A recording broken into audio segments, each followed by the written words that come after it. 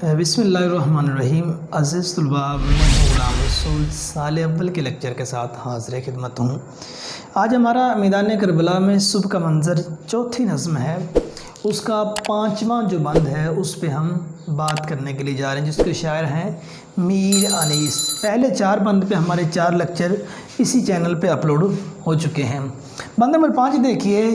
چنٹی بھی ہاتھ اٹھا کے یہ کہتی تھی بار بار، اے دانہ کش ضعیفوں کے رازق تیرے نثار، یا حیو یا قدیر کی تھی ہر طرف پکار، تسبیح تھی کہیں کہیں تحلیل کردگار، طائر ہوا میں مست تھے، ہرن سبزہ زار میں، جنگل کے شیر گونج رہے تھے کچار میں۔ چنٹی بھی ہاتھ اٹھا کے یہ کہتی تھی بار بار، چنٹی اللہ تعالیٰ کی سب سے چھوٹی مخلوق، وہ بھی ہاتھ اٹھا کے یہ اللہ کے حضور بار بار یہ دعا کرتی تھی۔ کیا دعا کرتی تھی؟ اے دانہ کش ضعیفوں کے رازق تیرے نثار۔ دانہ کش، دانہ اٹھانے والے مینز رزق دینے والے، مینز ضعیفوں کو بھی رزق دینے والے تیرے نثار۔ کہ چنٹی بھی ہاتھ اٹھا کے یہ اللہ کے حضور بار بار یہ دعا کرتی تھی کہ اے دنیا جہان کے رازق، اے سبھی کو رزق دینے والے، میں تیرے قربان جاؤں۔ دیکھیں میدان کربلا میں صبح کا منظر جو مبالغہ آرائش سے کام لیا گیا ہے، جس کو ظاہری نہیں بلکہ باطنی آنکھ یہ دیکھ رہی ہے کہ خاندان رسالت مآب صلی اللہ علیہ وسلم وہ میدان کربلا میں آ رہا ہے، اور جب وہ میدان کربلا میں آ رہا ہے یا آ گیا ہے تو ان کو دیکھ کر، ایک تو پہلے ہم نے پڑھا کہ سبزہ اگایا تھا، اس کو ظاہری نہیں بلکہ باطنی آنکھ سے دیکھ رہی تھی۔ سبزہ اگایا تھا، جو پیڑ تھے وہ لہلا رہے تھے، ہر درختوں کے اوپر پھول لگے ہوئے تھے، کہ مینز خاندان رسالت کا استقبال کیا گیا۔ اور اس کے بعد اس بند میں دیکھیں تو جو چینٹی جو اللہ تعالیٰ کی سب سے چھوٹی مخلوق ہے، وہ بھی ہاتھ اٹھا کے اللہ تعالیٰ کی حضوریت۔ دیکھیں زمین سے لے کے آسمان تک جس کے اندر اللہ تعالیٰ نے جان رکھی ہے، وہ سارے کے سارے اسی کی حمد و ثنا کرتے ہیں، ہر ایک اپنے انداز میں حمد و ثنا کرتا ہے۔ ہم سمپل سے اگزامپل لے لیں، اگر ہم اردو میں اللہ کے حضوریت دعا کرتے ہیں، عرب میں رہنے والے عربی میں دعا کریں گے، سندھ میں رہنے والے سندھی کے، پختون وغیرہ جس کا جس علاقے سے تعلق ہے وہ اسی آواز میں انہی الفاظ میں دعا کرے گا۔ لیکن میرا رب یہ سبھی کی زبانیں جانتا ہے، کیونکہ اسی کی پیدا کردہ یہ مخلوق ہے۔ اور پھر صرف حضرت انسان نہیں، درند چرند پرند جن کے اندر بھی میرے رب نے جان ڈالی ہے، وہ سارے کے سارے اسی کی حمد و ثنا کرتے ہیں۔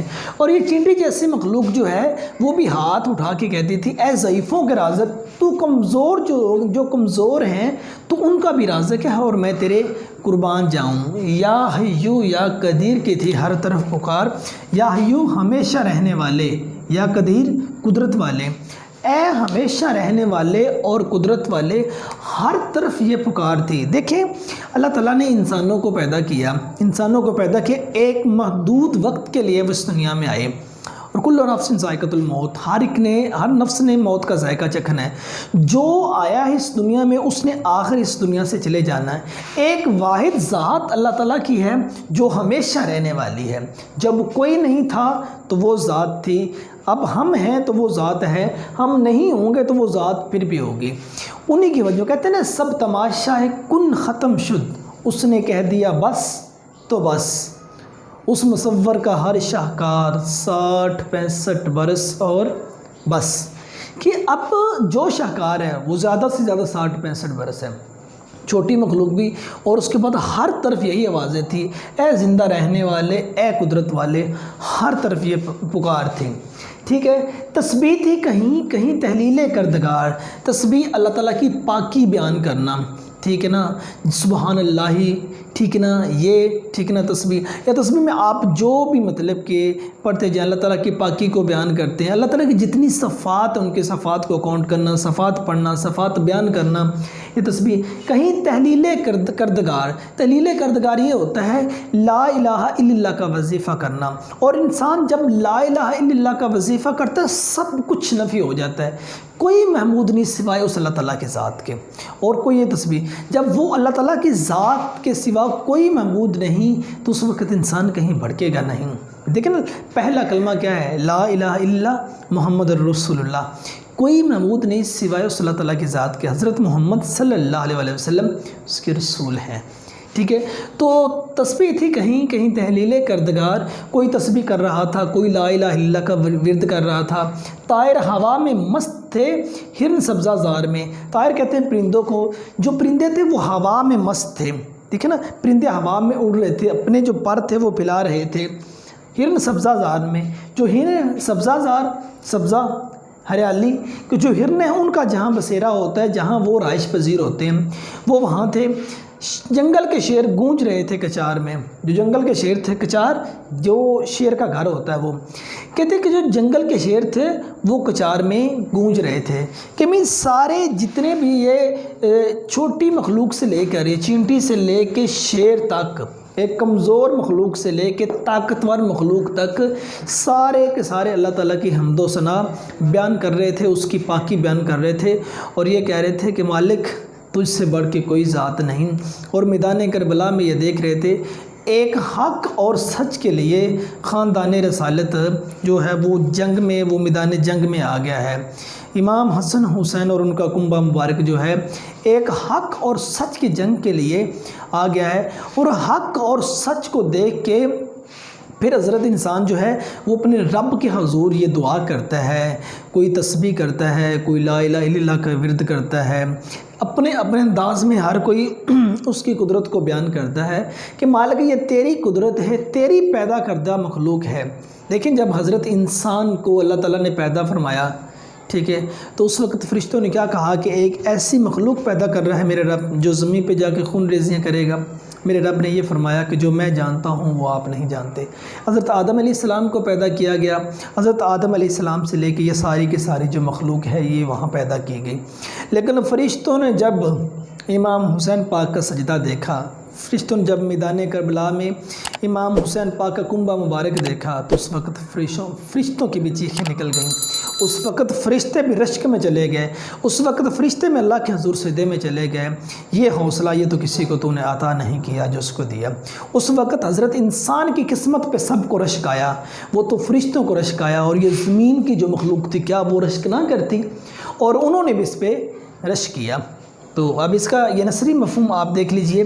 کربلا کے صحرا میں صبح کے وقت چینٹی جیسا کمزور جانور بھی اللہ تعالیٰ کی رضا کی کہ گن گا رہا تھا، چاروں طرف یا حیو یا قدیر کی آنے والی صدائیں ثابت کر رہی تھیں کہ تمام چرند پرند خالق ارض و سما کی پاکی بیان کر رہے ہیں۔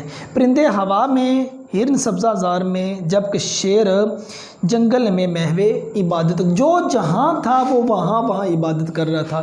چینٹی اپنے گھر میں عبادت کر رہی ہے، ٹھیک ہے نا، اس کے بعد پرندے اپنے مسکن میں، جہاں پرندوں کا کام ہوا میں اڑنا، وہ وہاں عبادت کر رہے ہیں، ہرن سبزہ زار میں عبادت کر رہے ہیں، شیر کچار میں عبادت کر رہے ہیں۔ کوئی اللہ تعالیٰ کی پاکی کو بیان کر رہا ہے، کوئی لا الہ الا اللہ کا ورد کر رہا ہے۔ شعری حوالہ دیکھیے آپ، کفیت وحی میں ہے بلبل، ہے وقت نزول مصحف گل، سبزہ ہے کنارے آب جو پر، یا خضر ہے مستعد وضو پر، نوبت ہے صدائے قمریاں کی، تیاری ہے باغ میں آذاں کی، محو تکبیر فاختہ ہے، قد قامت سروے دل و ربا ہے، پھیلی ہوئی بوئے گل چمن میں، اور صلی اعلیٰ کا گل چمن میں۔